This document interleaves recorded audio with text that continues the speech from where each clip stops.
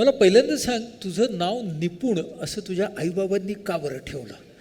मला लहानपणी वाटायचं की माझा जन्म पुण्याचा आहे, त्यामुळे निपुण असं एक नाव त्यांनी पाडलं आहे. मला वाटलं की काय पुणे आणि निपुण असं काहीतरी त्यांनी एक आळस केला आईवडिलांनी.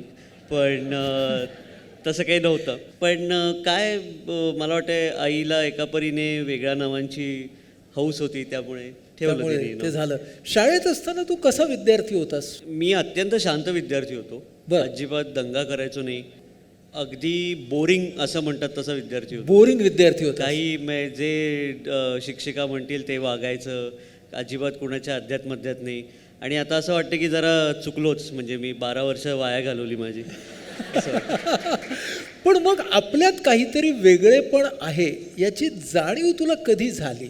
मला खरं अजूनही ती जाणीव नाही झाली आहे, कसं म्हणायला गेलं तर. बरं. कारण आपण बघायला गेलं तर या क्षेत्रात खूप सारे लेखक, दिग्दर्शक, अभिनेते आहेत. पण लहानपणापासून मला वाटतं आईवडिलांनी एक जी शिकवण मला दिली, दोघंही प्रोफेसर आहेत, की आयुष्यात काहीही कर, पण तू इररिप्लेसेबल असलं पाहिजेस, युनिक असलं पाहिजेस. युनिक असला युनिक असलं पाहिजेस, की तू नाही आहेस म्हटल्यावरती आहे, कोणीतरी दुसरं येऊन काहीतरी काम करतंय. हे दरवेळेला त्यांनी ठाशीव पद्धतीने मला सांगितलं. आणि मग काही ना काहीतरी करत गेलो. लहानपणी गाण्याची खूप आवड होती. 2 वर्षाचा असल्यापासून काही ना काहीतरी गायचो. आणि मला खरं सांगायचं गेलं तर मला गाणं फारसं तेवढं रुचायचं नाही. मी गाऊ शकायचो, पण आवडायचं नाही. पण लहान मुलांना काय कळतं असं म्हणत गाणं शिकवलं गेलं मला. मी 8 वर्ष शास्त्रीय संगीत शिकलो. 8 वर्ष शास्त्रीय संगीत शिकलास? 8 वर्ष शास्त्रीय पण संगीत मग शिकलो. नाटक, अभिनय हे सगळं कधी आलं? हे मी गाणं शिकत असताना मला तो दिवस अगदी चांगला लक्षात आहे. 6वीत होतो मी. आणि आत्ता जितका टी व्हीवरती जितकी गर्दी आहे तितकी तेव्हा नव्हती. त्यामुळे टी व्ही बघणं हे एका परीने एक कार्यक्रम असायचा, एक तो एंटरटेनमेंटसाठीचा तो वेळ असायचा. आणि गणपतीच्या वेळात असं झालं होतं की वऱ्हाड निघाले लंडनलाचा प्रयोग कुठंतरी होता. बरं. आणि आईवडील म्हणाले की आपण तिकडे जातो आहे, हे बघायला जातो आहे. आणि माझी बिलकुल इच्छा नव्हती. म्हणजे मला आठवतं आहे मी रडलो होतो, मला घरीच थांबायचं होतं, काही ना काहीतरी टी व्हीवरती होतं ते मला बघायचं होतं. पण त्यांनी काय ऐकलं नाही आणि त्यांनी मला नेलं त्या नाटकाला. आणि ते नाटक सुरू होईपर्यंत जो मी चिडलेला होतो, रुसलेला होतो, मी तसाच होतो. पण ते सुरू झालं, म्हणजे त्यांनी येऊन ती प्राध्यापक लक्ष्मण देशपांडेंनी त्यांची जी काय खास इंट्रोडक्शन आहे ती केली, की लेखक लक्ष्मण देशपांडे, दिग्दर्शक प्राध्यापक लक्ष्मण देशपांडे, सादरकर्ते डॉक्टर लक्ष्मण देशपांडे. तिथंच मी असं त्यांच्याकडे बघायला लागलो. आणि मग त्यांनी जे काय 3 तास एकट्या माणसांनी 52 पात्र समोर रंगवली आणि खेळवून ठेवलं. म्हणजे मी तेव्हा किती 11 वर्षांचा होतो, तर माझ्यापेक्षाही लहान मुलं होती, माझ्यापेक्षा मोठी तर अनेक मंडळी होती. तेव्हा मला थिएटरची जादू कळली, परफॉर्मन्सची जादू कळली. आणि मला वाटते मी तिथे तेव्हा ओढला गेलो नाटकात. तिथे ओढला गेलास. पण एक जस्ट आत्ता विचारतो, हे जे 8 वर्षाचं शास्त्रीय संगीताचा जो काही अभ्यास झाला त्याचा आता हे संशय कल्लोळ, मानापमान, सौभद्र हे सगळं पुनरुज्जीवन करताना, त्याचं दिग्दर्शन करताना फायदा झाला असेल का रे? खूपच फायदा झाला. म्हणजे मी गाण्यापासून लांब जाण्याचं मला वाटतं कारण एक हे पण होतं की मी एकतर मुळात मी तितका चांगला गायक नव्हतो असं मला वाटतं. आणि एक जी काय म्हणजे मी शाळेतल्या स्पर्धा जिंकायचो, पण आमची शाळा कॉन्व्हेंट, त्यात बेसिक क्लासिकल केलं तरी त्यांना भारी वाटायचं. त्यामुळे बक्षीस मिळून जायचं. पण एक अशी खुली स्पर्धा होती, मग तिथं मी गेलो होतो. आणि तिथे धन्य आनंद दिन हे संशय कल्लोळमधलं पद मी गायलो होतो. मग काय 4थीत वगैरे असेल. आणि ते काय फार बरं जमलं नाही हे मलाही जाणवलं. आणि काय 5-6 पुरुष म्हणजे मुलं असतील, मुलांच्या कॅटेगरीमध्ये मुलीच खूप होत्या, पण मुलांच्या कॅटेगरी 5-6 होत्या. आणि त्यापैकी 3 जणांमध्ये पण मी बसलो नाही. सो तेव्हापासून ते एक काहीतरी सलत होतं मला की नाही बाबा, आपण बहुतेक फार बरे नाही होते या सगळ्या ह्याच्यात. आणि मग ते पुढं जाऊन ते आपोआप सुटलं. पण परत माझा संबंध याच्याशी आला की जेव्हा मी CA करत होतो आणि मी जेव्हा ते विचार करत होतो की आता हे आपण सोडून द्यायचं आहे आणि पूर्ण वेळ नाटक सिनेमा करायचा आहे. योगायोग असा की त्याच वेळेला मला राहुल देशपांडेचा फोन आला आणि तो म्हटला की मी संशय कल्लोळ नाटक करतो आहे. तर मला असं वाटलं की तो कुठल्या तरी भूमिकेसाठी मला विचारत असेल, कारण का त्यांनी कट्यार काळजात घुसली हे नाटक जस्ट केलं होतं. तर त्यांनी विचारलं की तू त्याचं दिग्दर्शन करशील का. आणि ते माझ्यासाठी फार नवीन होतं, कारण का मी 23च वर्षांचा होतो, माझा तसा काही अनुभव नव्हता, पण त्यांनी तरी माझ्यावर तो विश्वास टाकला होता आणि असं काही त्यांनी माझं फार काम पाहिलं नव्हतं. आणि मला हे नक्की आठवत होतं की संशय कल्लोळमध्येच धन्य आनंद देणं हे गाणं आहे. तर मी कुठलाही विचार न करता मी हो म्हणालो आणि कुठल्या तरी पद्धतीने माझा ते एक सर्कल मी कंप्लीट केलं. बरं. हां, पण म्हणजे माझा जो मुद्दा होता की दिग्दर्शित करताना तुला त्या गाण्याचा कुठेतरी उपयोग झाला. उपयोग मला वाटतं एक परीने बाकी काही नाही तरी एक लय जी असते ती लय समजायला लागली. समजायला लागली. अच्छा, तू म्हणालास तसा शांत विद्यार्थी होतास, तू अर्थातच कॉमर्सला गेलास त्याच्यानंतर. हां, आता कॉमर्सला असताना समांतर चालू झालं का, म्हणजे नाटक हे सगळे उद्योग आणि अभ्यास या गोष्टी काय हो झालं? हो, म्हणजे काय झालं, आमच्या घरी मी आधी म्हणालो तसं दोघेही आईवडील प्राध्यापक, दोघेही स्टॅटिस्टिशियन, संख्याशास्त्रज्ञ.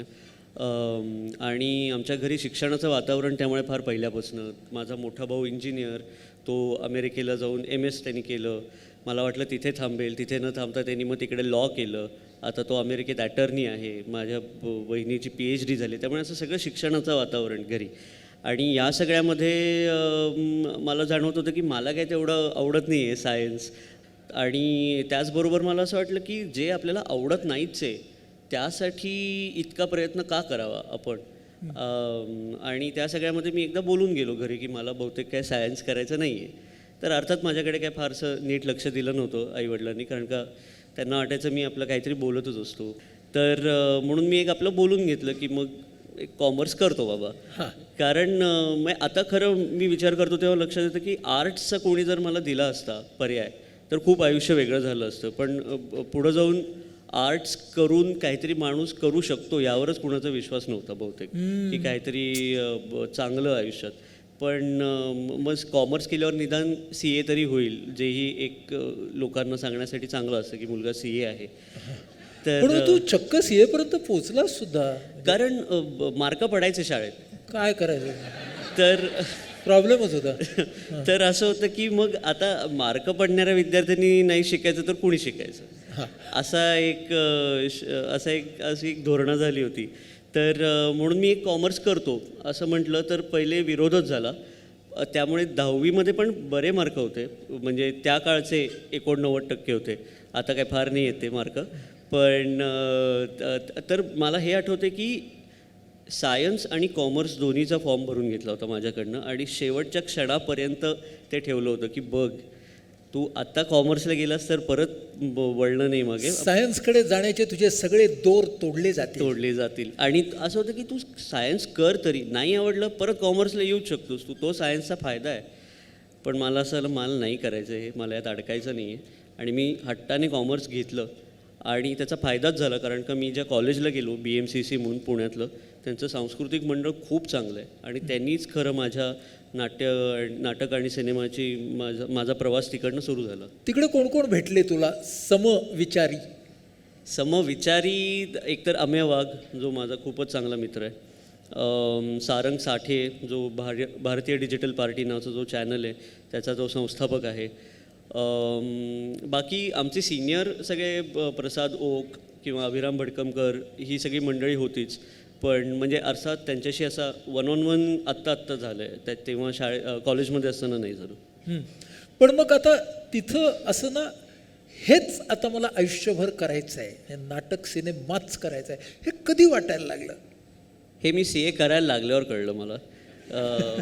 तोपर्यंत कारण का काय आहे, आपल्या मनावर हे बिंबवलं जातं की नाटक सिनेमा किंवा हे जे सगळं क्षेत्र आहे, लेखन किंवा कवी होणं किंवा हे सगळं, हे सगळे छंद आहेत असं आपल्याला सांगितलं जातं. खरं आपल्याला काम जे करायचं असतं ते सोमवार ते शुक्रवार 9 ते 5 मध्ये करायचं आहे आणि हे शनिवार रविवारी बाकीचे सगळे उद्योग करायचे असतात आपण. तर मी त्याच धारणेने काम करत होतो आणि CA माझं चालू होतं आणि बरं चाललं होतं. जोपर्यंत अभ्यास करायचा होता तोपर्यंत मार्क पडत होते. ज्या क्षणी ती CAची आर्टिकलशिप सुरू झाली, जिथे तुम्हाला 3 वर्ष एका CAकडे काम करायला लागतं आणि खरं प्रॅक्टिकल तुम्हाला तिकडे जसं डॉक्टर्सची इंटर्नशिप असते तशी CAची आर्टिकलशिप असते. तिकडे माझ्या लक्षात आलं की अच्छा हे काम आहे का, हे करायचं आहे आपल्याला पुढे आयुष्यभर, फक्त 3 वर्ष नाही, पुढे आयुष्यभर करायचं आहे. मग ते गव्हर्नमेंट ऑफिसर्सना भेटणं, त्यांना त्यांच्याशी डील करणं हे सगळंच त्या वयात झालं. म्हणजे 20शीत असतानाच या सगळ्या गोष्टी थोडीफार काय लाचेसारखं काहीतरी त्यांना देणं पण ती लाच नाही असं दाखवणं वगैरे सगळं. मग मला असं आलं की बाबा हे नाही आपल्याकडनं हे आणि आयुष्यभर हे नाही करायचं आपल्याला. आणि त्याच वेळेला वेगवेगळ्या गोष्टी पाहत होतो, वाचत होतो. तर कमलेश वालावलकर म्हणून एक लेखक आहेत, त्यांचं बाकी शून्य नावाची कादंबरी आहे. त्यात एक फार चांगलं वाक्य मला सापडलं होतं की life for the sake of life की life for the sake of a cause. तर आपलं कॉज काय आहे, म्हणजे जगण्यासाठीचं जगणं का उद्दिष्टासाठी जगणं? उद्दिष्टासाठीचं जगणं. तर आपलं उद्दिष्ट काय आहे हेच मला तेव्हा त्याचा गोंधळ आहे असं वाटायला लागलं की मग फक्त पैसा कमवायचा हेच उद्दिष्ट आहे तर असं नसू शकतं. आणि त्याच वेळेला हे थोडं फिल्मी आहे पण त्याच वेळेला ते 3 इडियट्स नावाचा पिक्चर आला होता आणि तेव्हा मला असं बरोबर बोलतायत हे की तुम्ही एक्सलन्सच्या पाठीमागे धावलं पाहिजे, हे बरोबर बोलतायत. आणि काय कशाने आपल्याला आनंद मिळतो याचा मी विचार करत होतो आणि माझ्या लक्षात आलं की लेखन, दिग्दर्शन आणि जर कोणी मला अभिनय करायला घेतलं तर अभिनय, या 3 गोष्टी आहेत. हां, त्याच्यात कुणी मला अभिनय करायला घेतला तर अभिनय का बरं? काय मी आधी म्हटलं तसं मी जसा शाळेत शांत आणि अशा प्रकारचं होतो तसंच मला मी स्वतःसाठी रोल लिहिताना फार लाजतो की हे काम मी करेन असं मला ते फार होते. त्यामुळे जर कोणी येऊन मला म्हटलं की तू मला हवं आहेस हे काम करायला तर मला फार बरं वाटतं की कोणीतरी आपल्याकडे बघतंय अभिनेता म्हणून, मग मी काम करायला जातो ते. अच्छा. आणि लेखन आणि दिग्दर्शन तुला आतून येतं? आतून येतं का आवड आहे आपण म्हणू, येतं का नाही ते अजूनही मला माहिती नाही. पण मग अभ्यास केलास का दिग्दर्शनाचा खास करून? एकतर अभ्यास म्हणजे माझं खरं आता बायको नाही आहे माझी इथे पण तिला हे अजूनही पटत नाही की मी जे काय बघत असतो चित्रपट तोही खरं माझा अभ्यास असतो. तिला वाटतं मी टाईमपास म्हणून बघतो पण ते तसं नाही आहे. पण चित्रपट वेगवेगळे बघणं हा एक अभ्यास आहेच आहे. त्याचबरोबर विविध पुस्तकं आहेत त्या विषयावरची ते आणि पटकथा या अवेलेबल आहेत. पटकथा प्रिंटेड पटकथा या अवेलेबल आहेत. त्याचा इतका मला फायदा झाला होता, ते मला वाढदिवसाची भेट म्हणून मिळाली होती की आपण जो चित्रपट बघतो तो आणि जो पेपरवरती लिहिला गेला आहे तो यात किती साम्य आहे, किती तफावत आहे हे त्याच्यात कळतं. आणि सगळ्यात महत्त्वाचं म्हणजे मी सत्यदेव दुबेंचं वर्कशॉप केलं होतं. ते किती मी 12वी संपल्या 10 दिवसांचं ते वर्कशॉप होतं. त्यातला पण मी एक दिवस पहिला दिवस नव्हता केला कारण का माझी कुठली तरी एंट्रन्स एक्झाम होती, त्यामुळे ती महत्त्वाची जास्त म्हणून मला तिकडे पाठवलं गेलं होतं.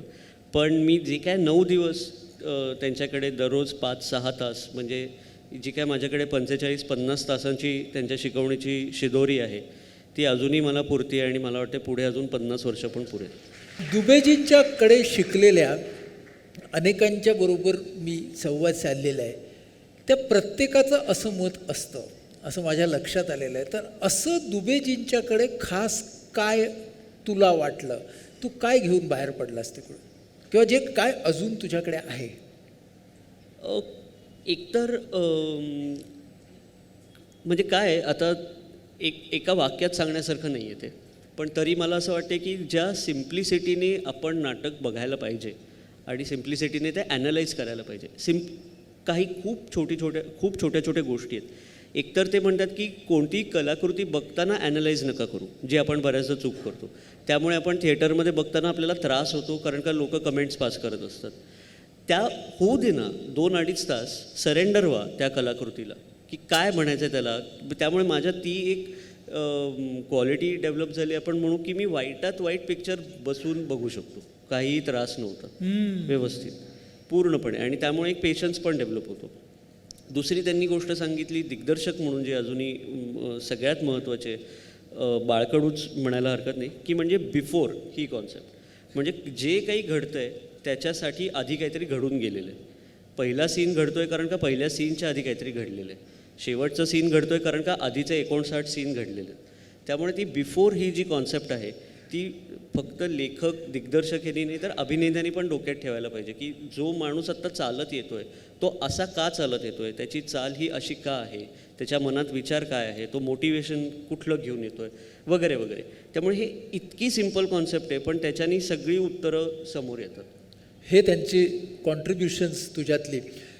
आता जेव्हा तू ठरवलंस की नाटक सिनेमालाच वेळ द्यायचा किंवा त्याचीच करिअर करायची, CA आपण सोडायचं, डायरेक्ट नाटक कंपनी नावाची कंपनी म्हणजे नाटक कंपनी नावाची नाटक कंपनी ही का बरं तू स्थापन करायचं ठरवलंस? ती खरं मी CA सोडायच्या आधीपासूनच सुरू केली होती आणि जी काय शिकवण होती, मी प्रायोगिक नाटकातनं आलो होतो, त्यामुळे नाटक आणि पैसा याची सांगड घालायची नाही असं एक मला म्हणजे असे एक प्रकारचे संस्कार होते की आपण आपलं काम करत राहायचं आणि त्या परीने काम करणारी एक संस्था मला चालू करायची होती की तिकडं जी कोण लोकं जमतील ती फक्त नाटक करायला येतील, त्याच्यातनं पैसे कमवायला येणार नाहीत. आणि ती मी कॉलेजमधनं पासआउट झाल्या सुरू केली, म्हणजे 2009 साली सुरू केली. तर त्याचं कारण असं होतं की मला त्या प्रकारचं दिग्दर्शक व्हायचं नव्हतं किंवा नाटकात काम करणारा की जो त्या एकांकिका स्पर्धांमध्ये अडकला आहे, जे खूपदा होतं की वयाची 30शी आली आहे तरीही अजूनही ते रग आणि मग कोणीतरी आपल्या नावाने चेअर करतं आहे आणि पण ते त्यांच्या लक्षात येत नसतं की ते जे चेअरिंग चालू आहे ते त्या कॉलेजसाठी चालू आहे, ते तुमच्या नावासाठी चालू नाही आहे. आणि तो एक काय म्हणू आपण ट्रॅप आहे की ते 20-20, 30-30 वर्ष त्या स्पर्धांमध्ये अडकणं. तर ते एक मला करायचं नव्हतं. त्यामुळे कॉलेजमधनं पासआउट झाल्या मला खऱ्या अर्थाने पासआउट व्हायचं होतं कॉलेजमध्ये, की परत जाऊन मला या कॉलेजकडनं आता नाटक बसवायचं नाही, चांगल्या अर्थाने. म्हणजे मला कॉलेजनी चांगलंच वागवलं होतं आणि माझ्या सगळ्या ज्या काही आठवणी आहेत त्या चांगल्याच आहेत. पण एक सेल्फ ग्रोथ म्हणून आपण जे म्हणतो, म्हणजे जेव्हा मी नाटक बसवायला घेतलं तेव्हा एक असा नियम केला होता की कुठल्या सिनियरने येऊन सांगायचं नाही काय. ते यायचे, आम्ही म्हणायचो तुम्ही प्रयोग बघा, तुमची मतं द्या, पण तुम्ही नाटक बसवायला घ्यायचं नाही. ही विद्यार्थ्यांची स्पर्धा ही विद्यार्थ्यांसाठी राहू द्या. तसंच मग मी पण तेच पुढं त्याचं पालन केलं की मी पासआउट झालो आणि मी म्हटलं तर मी सांगायला येणार नाही काही. आणि मग आता बॅनर काय, पण आता कॉलेजचं बॅनर गेलं, जे मी 5 वर्ष कॉलेजकडनंच काम करत होतो, इतर नाट्यसंस्थांकडनं काही ना काहीतरी काम करत होतो, दिग्दर्शन करत होतो, पण माझ्या लक्षात येत होतं की काय म्हणजे हा खूप चुकीचा शब्द आहे, पण सत्ता नाही काही, से नाही काही, की मला जे खरोखर जे करायचं आहे ते करायला मला 10 लोकांची परवानगी घ्यायला लागते. मग म्हटलं की आपणच चालू करू, आपल्याकडे आहे ताकद, आपण करू, काय फार तर फार काय होईल, पडू, नाही चालणार. गेले 10 वर्ष चालू आहे संस्था. चित्रपटाच्या दिग्दर्शनाकडे कसा गेलास? मला दरवेळेला असं वाटतं जेव्हा कोणी ओळख पण विचारते की तू काय करतोस, तर मी असं सांगतो की मला कथा सांगायला आवडतात. आता कथा या वेगवेगळ्या माध्यमातून मी सांगतो. कधीतरी असं नुसतं समोर बसून कथा सांगतो, किस्से सांगतो. कुठल्या कथा ज्या असतात या एका 25x30च्या लाकडी ठोकळ्यावर सांगितल्या जातात, ज्याला आपण रंगभूमी म्हणतो, रंगमंच म्हणतो. त्या कथा नाटकातनं सांगायच्या असतात आणि काही कथा ज्या असतात त्या चित्रपटातनंच सांगायच्या असतात, या कॅमेऱ्याच्या लेन्समधनंच सांगायच्या असतात. तर मला असं वाटलं की काही कथा आपल्याला अशा सांगायच्या आहेत की ज्याचं माध्यम हे चित्रपट आहे. त्यामुळे मी अगदी ऑर्गॅनिकली चित्रपट करायला लागलो. कॉलेजच्या पासून? नाही, कॉलेजपासून नाही. माझं आता मी गमतीत हे म्हणतो की माझे 5 पहिले चित्रपट आहेत, कारण मी हा पहिला चित्रपट करणार, हा माझा पहिला चित्रपट होईल असं मला वाटलं, तो झाला नाही. मग दुसरा मला वाटलं हा माझा पहिला चित्रपट आहे, तो झाला नाही, वेगवेगळ्या कारणांमुळे. आणि कुठला तरी तिसराच म्हणजे वेगळा चित्रपट होता जो माझा पहिला चित्रपट झाला, जो म्हणजे धप्पा, तो माझा 5वा पहिला चित्रपट आहे. धप्पा धप्पा या चित्रपटाला राष्ट्रीय पारितोषिक मिळाला. हा चित्रपट काय आहे, धप्पा हा चित्रपट? धप्पा हा चित्रपट गिरीश कुलकर्णींनी लिहिला आहे, ज्यांनी देऊळ, वळू, विहीर वगैरे चित्रपट लिहिलेले आहेत. आणि ती एक छान छोटीशी कथा आहे, पुण्यात घडणारी. लहान मुलांना घेऊन एक बाई नाटक करते, मुलं तिला प्रेमाने अनुमावशी म्हणत असतात. आणि त्या नाटकामध्ये बरीच वेगवेगळी पात्रं आहेत. हलणारी झाडं आहेत, माकडं आहेत, परी आहे, तुकारामबुवा आहेत, जे वृक्षवल्ली आम्हा सोयरे वंचरे हे सांगतायत, किंवा असं हाच संदेश देणारे जीजस क्राइस्ट आहेत. आणि मुलं आपलं त्यांचं नाटक करत आहेत. आणि एक संघटना येऊन हे नाटक थांबवतं आणि म्हणतात की गणपतीत जीजस क्राइस्ट येतोच कसं. बरं. आणि मग मुलं त्याचं कसं, जे आपण शाळेमध्ये एक आपल्याला शिकवलं जातं की युनिटी इन डायव्हर्सिटी आहे, किंवा क्रिसमसची सुट्टी, आता परवा आहे क्रिसमसची सुट्टी आपण घेतो सगळे, हे सगळं आपण मान्य करतो. पण पर्यावरणाच्या नाटकामध्ये जीसस क्राइस्ट आला तर फरक कुठं पडतो, हा तो प्रश्न त्याचा ते विचार करतात मुलं. बाप जन्म हा तुझा चित्रपट रिलीज झाला, बरोबर आहे. सचिन खेडेकरनी त्याच्यात हो. काम केलं. हो. त्याची कथा कशी सुचली? बाप जन्म ची कथा जर कुणाला माहिती नसेल तर ती अशी आहे की एक बाप स्वतःचा मृत्यू झाल्याचं दाखवतो, म्हणजे त्याची लांब गेलेली मुलं निदान त्या कारणासाठी परत येतील, अशी ती कथा आहे. आता वाटताना असं तो सिरियस चित्रपट वाटतो पण अत्यंत विनोदी आहे आणि त्यात खेडेकरांनी काम केलं आहे. तर आम्ही असे काही मित्र बसलो होतो, भेटलो होतो, गप्पा मारत होतो आणि त्यात एक जण म्हणाला की अशी एक कथा आहे की बाप आपला जो मृत्यू आहे तो हे करतो, मृत्यू झाला असं खोटं पसरवतो. आणि त्या एका धागेवरती मग विचार करायला लागलो. हे झालं 2012मध्ये आणि पण त्या विचाराने काही माझी पाठ सोडली नाही आणि 2017मध्ये तो चित्रपट आला. मला सांग, हे जे फोर्ब्स इंडिया 30 अंडर 30 आणि फोर्ब्स एशिया 30 अंडर 30 हे काय आहे? ही यादी काय आहे? आता काय आहे, फोर्ब्स लोकांना माहिती आहे त्यांच्या याद्यांमुळे. तर अंबानी वगैरे त्यामध्ये असतात, बिल गेट्स, इलॉन मस्क वगैरे वगैरे. तर ती यादी अशी आहे की 30 अंडर 30 म्हणून त्यांनी एक वेगळी यादी निर्माण केली आहे. त्या की 30च्या आतली मुलं किंवा मुली देशातले जे काहीतरी उल्लेखनीय कामगिरी करत आहेत आणि त्यामध्ये त्यांनी वेगवेगळ्या कॅटेगरीज केल्या होत्या, आर्ट्स अँड लाईफस्टाईल, एंटरटेनमेंट. तर त्यामध्ये एंटरटेनमेंट या कॅटेगरीमध्ये त्यांनी संगीत नाटकाचं माझं योगदान पाहून त्यांनी त्याच्यात माझी निवड केली. अच्छा, म्हणजे हे चेंज मेकर्ससाठीचंच आहे. हो हो. म्हणजे माझं त्याच्यात नाव असं दिलं होतं थिएटर रिवायवलिस्ट, की जी परंपरा बंद पडली होती संगीत नाटकांची ती परत पुनरुज्जीवित करणारा मुलगा माणूस. बरं, आता तुझ्या पुढच्या योजना काय आहेत? मी एका चित्रपटावरती आत्ता काम करतो आहे. तर तो फेब्रुवारी-मार्चमध्ये आम्ही त्याचं चित्रीकरण सुरू करू. त्याचं आत्ता प्री प्रोडक्शन चालू आहे.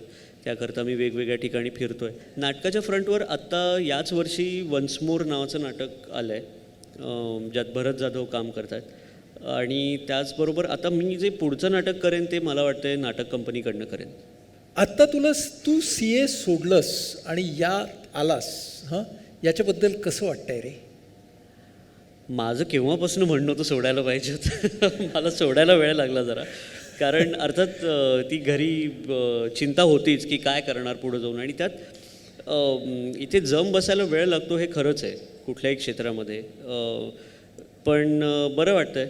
मला वाटतं आहे जर CA करत राहिलो असतो तर आत्ताची जी ओळख आहे ती बिलकुल मिळाली नसती, फोर्ब्समध्ये नाव नसलं असतं, पैसे जास्त असले असते खरं, पण ठीक आहे. मला वाटतं मी या मंचावर नसलो असतो.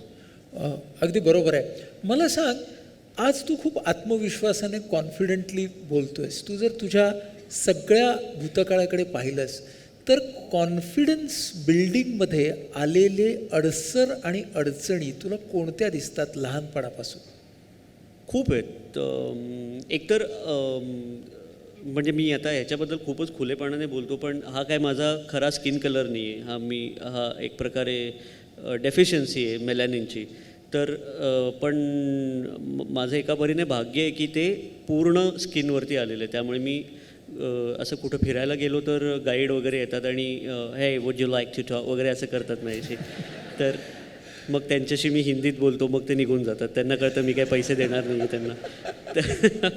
पण ते एका परीने भाग्य आहे माझं, कारण का माझ्या वाढत्या वयामध्ये आत्तापर्यंत एक 7-8 वर्षापूर्वीपर्यंत ते काय म्हणू आपण पॅचेसमध्ये होते, पूर्ण नव्हते. म्हणजे माझं ब्राऊन जे स्किन कलर आहे तो पण दिसायचा, हे पण दिसायचं. तर त्याने मला वाटतं एक खूप फटका बसला होता लहानपणीपासून की थोडंसं संकोचल्यासारखं व्हायचं. पण माझ्या आईवडिलांनी ते कधी जाणवू दिलं नाही मला. हे खूप चांगली गोष्ट आहे. नाहीतर असं होऊ शकतं की बाहेर नेताना पण त्यांना वाईट वाटू शकतं किंवा त्यांना ते थांबवू शकतात. पण ते काय त्यांनी कधी होऊ दिलं नाही. ते बिनधास्त मला सगळीकडे घेऊन जायचे आणि जायला प्रोत्साहन पण द्यायचे. सो तो मला वाटतं एक सगळ्यात मोठा कॉन्फिडन्सला फटका बसणारी गोष्ट होती. पण त्यासाठी मला थिएटर हे आवडतं, कारण ती एका परीने माझ्यासाठी थेरपी आहे थिएटर, की मी विसरून जातो या सगळ्या गोष्टी. कॅमेरासमोर येतो, कॅमेरा मागे असतो, मी विसरून जातो. म्हणजे मी खरोखर तुम्हाला एक घटना सांगतो. असंच आमचं जे पहिलं नाटक होतं ते झी मराठीची तेव्हा एकांकिका स्पर्धा व्हायची आणि ज्या 3 एकांकिका जिंकायच्या महाराष्ट्रभरातनं वेगवेगळ्या सेंटर्सवरती, त्यांचं टी व्हीवरती ते चित्रीकरण करून दाखवायचे आणि त्यात आमची पुण्यातनं जिंकली होती आणि आमचं शूटिंग होतं. तर तेव्हा चित्रीकरणाच्या वेळेस मी बसलो होतो, मी खूप एक्सायटेड होतो. माझा पहिल्यांदा टी व्हीशी काहीतरी संपर्क येणार होता, पहिल्यांदा मी टी व्हीवर दिसणार होतो, त्यामुळे मी खूपच एक्सायटेड होतो. हार्डली 15-16 वर्षांचा असेल. आणि तेव्हा जेव्हा मी मेकअपला बसलो, पहिल्यांदा कोणीतरी मेकअप करणार आपल्याला वगैरे, तर त्या मेकअपमधने करायला लागला आणि मी 15 मिनिटांनी पाहिलं तर पूर्ण मला स्किन टोनचं करून टाकलं होतं. आणि तेव्हा पहिल्यांदा मी असं पाहिलं स्वतःला की मी कसा दिसलो असतो जर हे झालं नसतं तर. पण ते त्यांनी अनावधानाने केलं होतं आणि मला असं चांगलंही वाटत होतं की मी असा दिसलो असतो, पण मला वाईटही वाटत होतं की मी असा नाही आहे. आणि तेव्हा आमचा दिग्दर्शक आला सारंग साठे आणि तो बघून म्हणाला, तो त्याला ओरडला, हे काय केलं तुम्ही, आम्हाला हा जसा आहे तसा मला त्याला दाखवायचं आहे आणि काही याच्यात बदल करू नका. आणि त्यात असं काही तो रोल काही या अशा मुलाचा नव्हता, साधा सिम्पल रोल होता, कोणीही करू शकलं असतं. अमेयनी केला असतं तरी काही फरक पडला नसता. पण त्यांनी अशा प्रकारचे जेव्हा प्रसंग आपल्या आयुष्यात घडतात त्याच्याने आपला कॉन्फिडन्स एकदम वाढतो की ठीक आहे, माझा दिग्दर्शकावर माझा इतका विश्वास आहे की तो मी जसा आहे तसं दाखवू शकतो.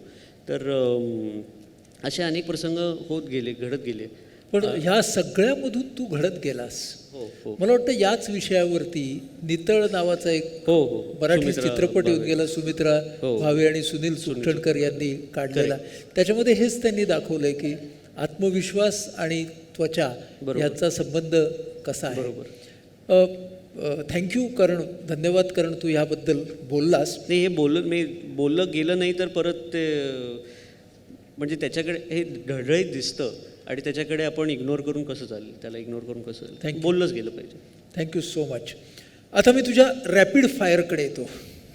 माझे नाट्य चित्रपट क्षेत्रातील आदर्श आहेत पंडित सत्यदेव दुबे आणि क्षेत्राबाहेरील आदर्श आहेत माझी आई. माझा आवडता लेखक गिरीश कुलकर्णी, नागराज मंजुळे, अभिनेता सचिन खेडेकर, अमेय वाघ, मग अगदी पार लिओनार्डो डिकॅप्रिओ, पण दिग्दर्शक नागराज मंजुळे. माझं आवडतं पुस्तक, मला प्रकाश नारायण संतांनी लिहिलेली पुस्तकं फार आवडतात. वा. गाणं मला गाईडमधली गाणी आवडतात, गाईड चित्रपट, गाईडमधली सगळी गाणी आवडतात. वा, क्या बात आहे. मला जर संधी मिळाली तर मला ह्या ॲक्टरला डायरेक्ट करायला आवडेल, स्टेजवर, स्क्रीनवर. तसं बघायला गेलं तर मी आम्याला केलं आहे डायरेक्ट, त्यामुळे तशी आता याच्या पुढे काही असलं नसलं पाहिजे याची माझी मनीषा असं मला वाटतंय. पण तरी मला वाटतं लिओनार्डो डिकॅप्रिओ सारख्या लिओनार्डो सारख्या अभिनेत्याला आणि या दिग्दर्शकाबरोबर मला काम करायला आवडेल. जो कोणी दिग्दर्शक मला काम देईल त्याच्याबरोबर मी काम करेन.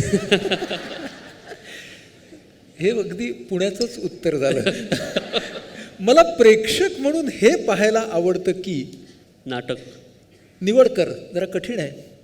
अमेय वाक्का अमेय कोणी विचारतच नाही. बर, मी जरा बदलतो. पर्णपेठे की मिथिला, पर्ण, बापजन्म की धप्पा, अरे बाप,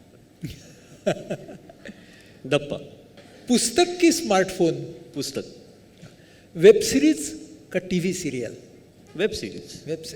वाक्य पूर्ण कर. जेव्हा काही काम नसतं तेव्हा मी काम करत असतो.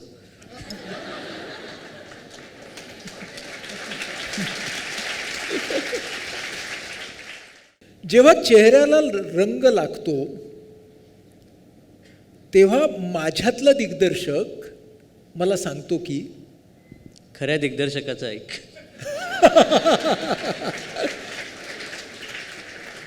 मी कॅमेरा मागे असताना दिग्दर्शक म्हणून माझ्यातला अभिनेता मला सांगतो की माझं ऐकू नकोस. पुरस्कार म्हणजे माझ्यासाठी प्रोत्साहन. आणि पुरस्कार म्हणजे माझ्यातल्या कलाकारासाठी संजीवनी.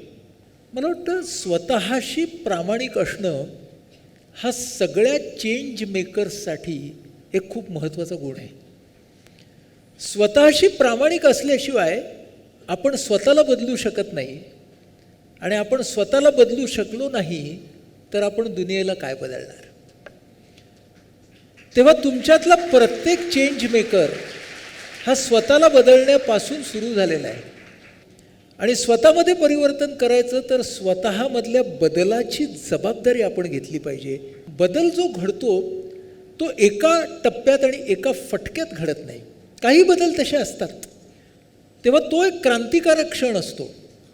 पण फक्त क्रांतीमुळे बदल होत नाहीत, तर क्रांतीच्या बरोबर कणाकणाने जाणारी उत्क्रांतीसुद्धा तितकीच महत्त्वाची असते.